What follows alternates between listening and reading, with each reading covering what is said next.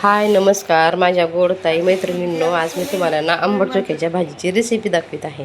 हो का, बघा आता आपण काय घ्यायचं आहे का, हे आंबट चोक्याची भाजी घेतलेली आहे. हो का, याच्यामध्ये ना पालकाची भाजी, शेपूची भाजी आणि आंबट चोका टाकलेला आहे. मिक्स करून आपण काय केलं, शिजून घ्यायचं आहे. शिजून घेतलेली भाजी बघा. आता ही आहे ना अशी रवी ना बारीक करून घेऊ आपण भाजी ही. आता यात काय काय टाकायचं मी तुम्हाला दाखवत आहे बरं का.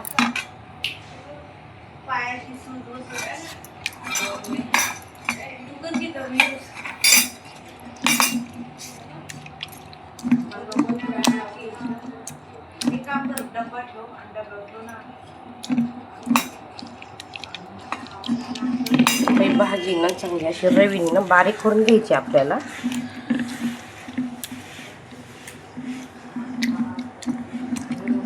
मी नाही बारीक भाजी करून घेते सगळी. आता आपण आंबट चोक्याची भाजी आपण अशी मॅश करून घेतली आहे.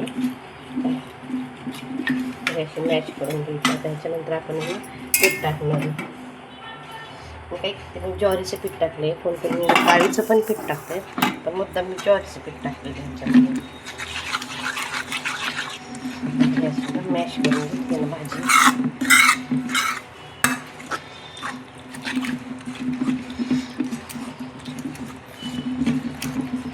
ही पौष्टिक भाजी आपल्या शरीराला आहे ना सगळे विटॅमिन्स वगैरे पोहोचणारी भाजी आहे. पहिले लोक आंबट भाज्या वगैरे खायची, त्याच्यामुळे कशी तंदुरुस्त राहायची ना. आताचे लोक अशी मिक्स भाजी खात नाहीत, कारण मिक्स भाजी पण नव्हते.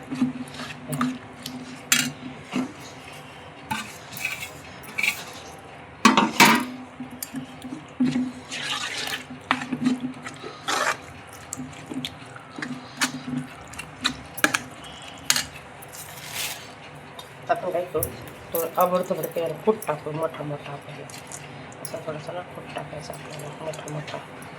कोणत्याही भाज्या अशा हॉटेल भाज्या असल्या ना तसा मोठा मोठा फूट टाकायचा करून. असे दाताखाली शेंगदाणे आले ना खूप छान दिसतात खायला.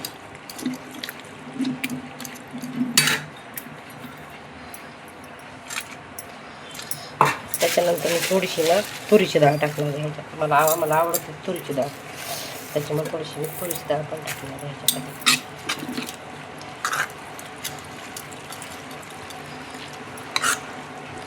ही भाजी ना आठवड्यातून एकदा खायला पण खायच पाहिजे. पहिले शेतामध्ये गेले ना खूप अशा भाज्या वगैरे राहायच्या. आता ह्याच्यामध्ये आपण मीठ टाकू थोडंसं.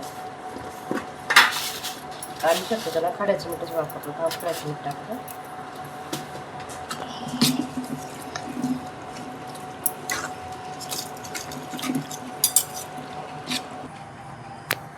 आपण हे सगळं असं मिक्स करून घेतलं आहे. आता त्याच्यानंतर आहे ना या मिक्सरच्या भांड्यामध्ये ना मी काही केलं, लसूण आणि मिरची हे बारीक करून घेतलेली.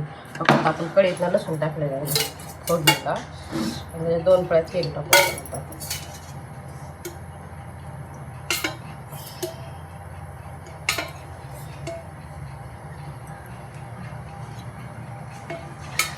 त्याच्यानंतर आपण जिरे मोहरी टाकले. आता हा लसूण आहे ना थोडासा गुलाबीसर होऊन द्यायचा, लालसर गुलाबी झाला ना तर लगेच ही भाजी वाटायची.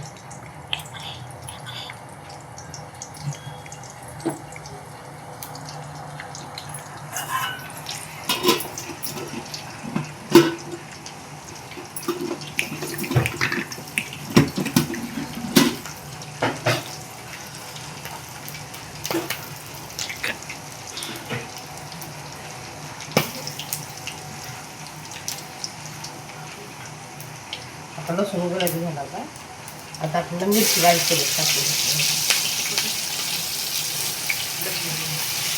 आता मिरची बारीक टाकली का,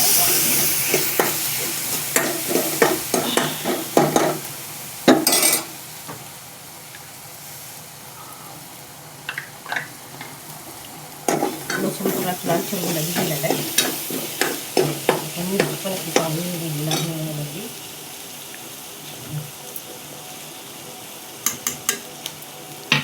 फोडणी टाकायचं का भाजी टाकते. आता अशा पद्धतीने भाजी टाकायची. 10 मिनिटाची झाकण वाफल्या जाऊन द्यायची, कारण लसणाची शिरायला चांगली वाफ बसते.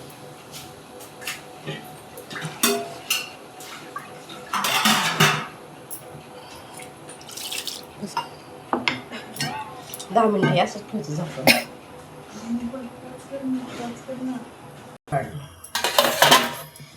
टाकून असं घालून घेऊ बघा.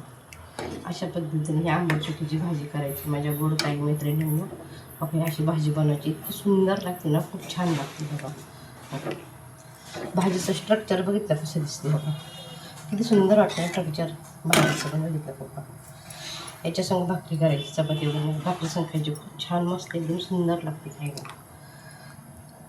बघितलं बघा कशी वाटली ही माझी रेसिपी, कशी वाटली? आवडली असेल तर लाईक करा, शेअर करा, कमेंटमध्ये सांगा भाजी माझी कशी झाली, कशी नाही ती ताईंनो. काय बाय, चला आता.